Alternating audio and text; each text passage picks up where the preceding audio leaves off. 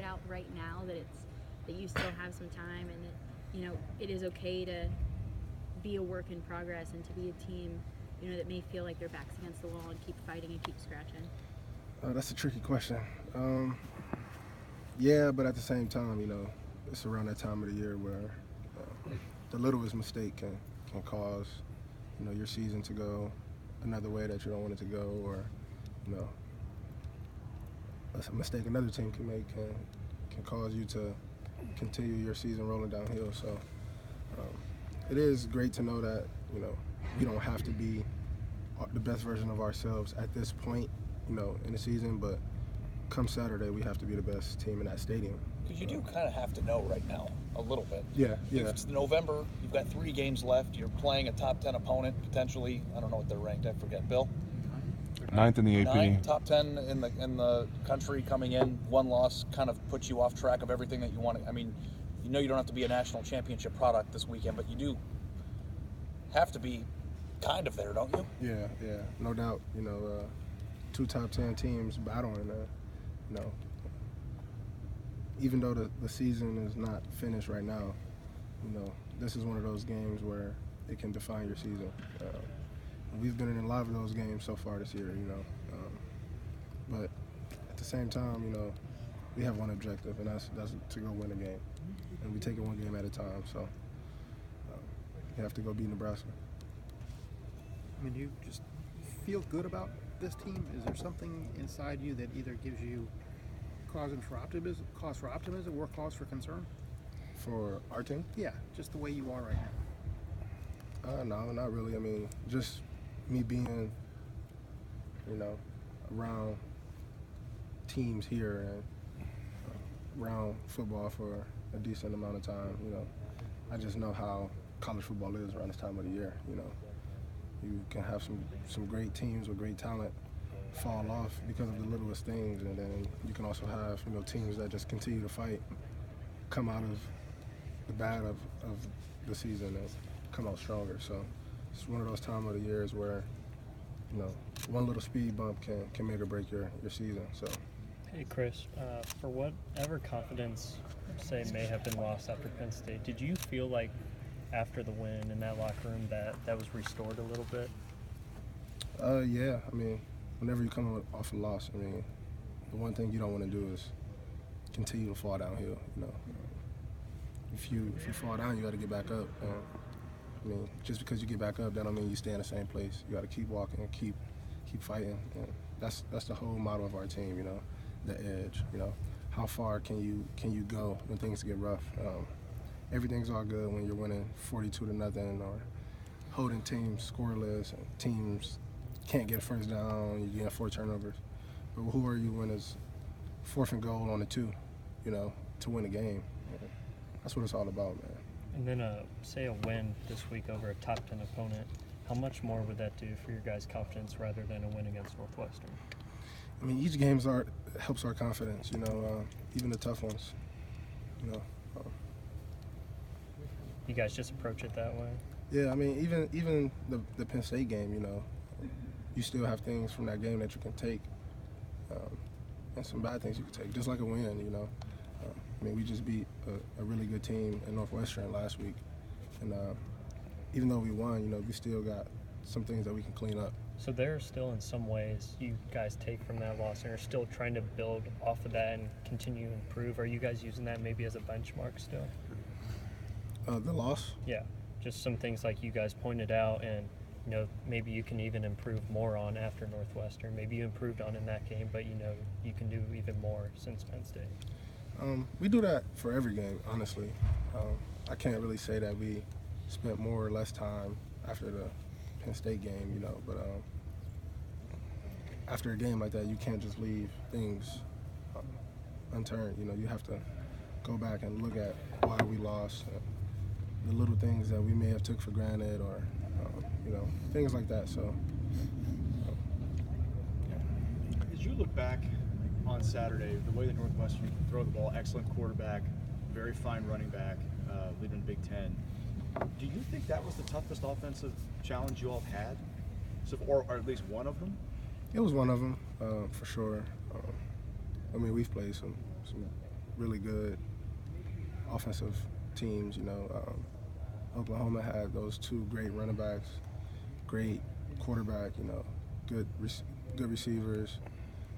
Penn State, another great running back. Wisconsin, great running back, great offensive line. So I mean, I can't really say that one team has been better than another. Each team presented their own challenges for us. And as you're preparing for a team, is it just balance? Is that the thing that you look for that makes an offense difficult to defend? Just when you match up with teams and you know that they can do everything, is that what kind of gets your attention? No, not really. I mean, because there are some teams that can just flat out throw the ball and can't really run the ball, but that can still give us, you know, challenges. So, I mean, you can't never overlook anyone. And at the same time, I mean, we're confident in whoever we will play. What's the feeling when you play a night game at the Shoe? Because there's only a couple a year. What's the feeling for a player? We know what the fans are like, but for a player to come out at the tunnel, the fireworks are going off. You want me to answer that as an old head or as a young guy? It's two different feelings. I mean, you know, coming in, I'm pretty sure a bunch of young guys are going to get overtaken by the moment. You know, coming out seeing that, you know, there's nothing that you can really prepare for. Because I don't care what high school you went to or whatever the case is. I mean, you will never have an experience like that. You know, 100,000+ people, and everyone's going bananas.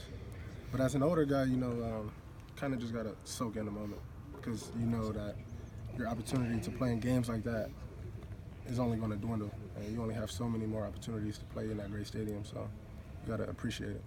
I want to ask you about it. Go ahead, Lori. A couple more Is questions. this defense getting better as the year goes along, do you think? Are you guys constantly improving, or has it been fits and starts a little bit?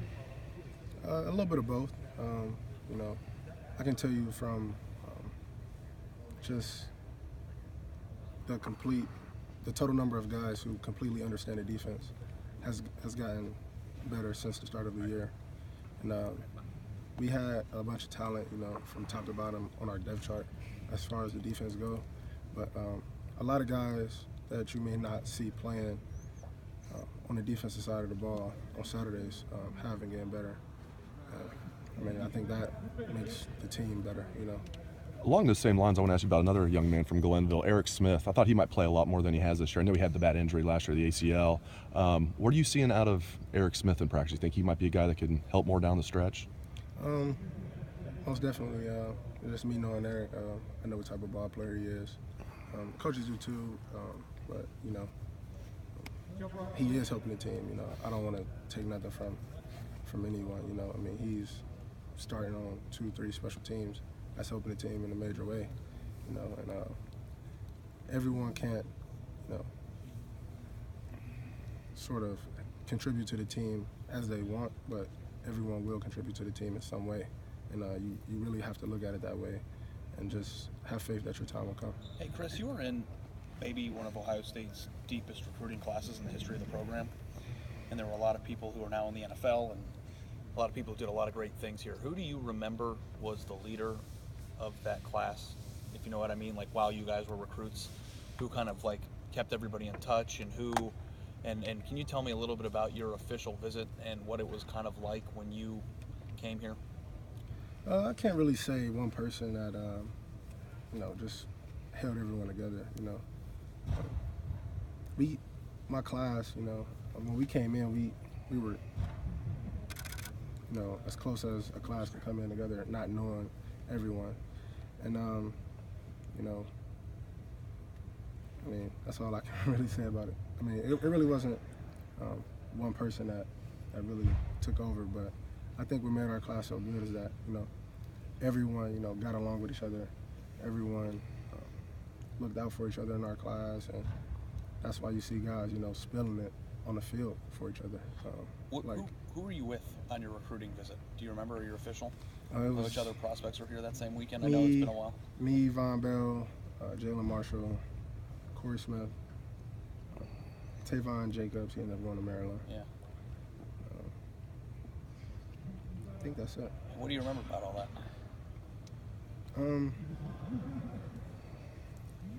I don't know. I remember trying to like recruit Von actually. You know, me and Vaughn was like the closest, you know, I was the closest with him than anyone that was on my visit, other than Shelton Gibson, but he ended up going up West Virginia. And, you know, he wasn't really sure he wanted to come here.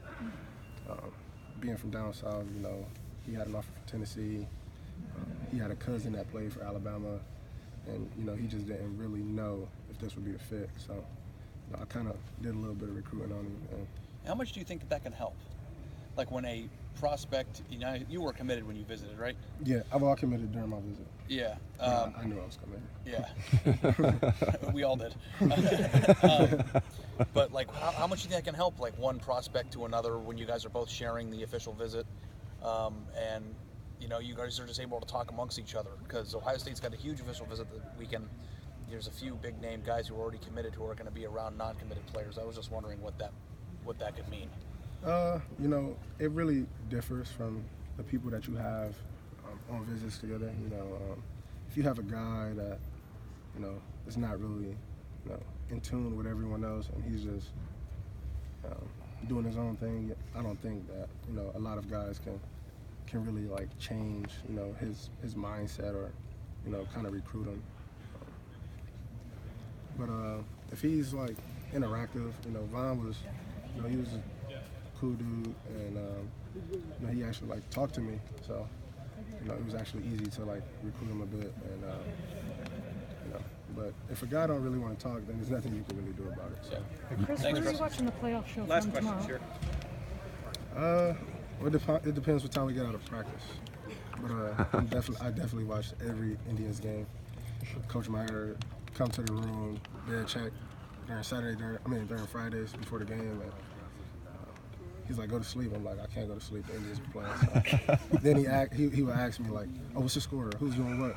So, you know, he understands. Hey Chris, I wanted to ask you one last thing. You guys kind of started the first month of the season with forcing turnovers at kind of like an alarming rate. I don't know if you feel like maybe you're regressing to like why haven't there been as many, I guess, of like, not that you haven't forced some, but a big part of that is the way teams have been playing us as well. You know, when you got guys out there making plays like that, a lot of teams are going to be a little bit more cautious about how they attack certain guys or how they may attack the defense in general. You know, so I mean, it's just different. It changes every week. So. can you sense maybe when a team is playing to, I don't know, avoid's the right word, but kind of, I guess, avoid certain players that kind of have made a knack for that in the first month? Last question for Chris. Or no, not really. Not really. No, not really. Okay, cool. Thanks, man. Thanks, Chris.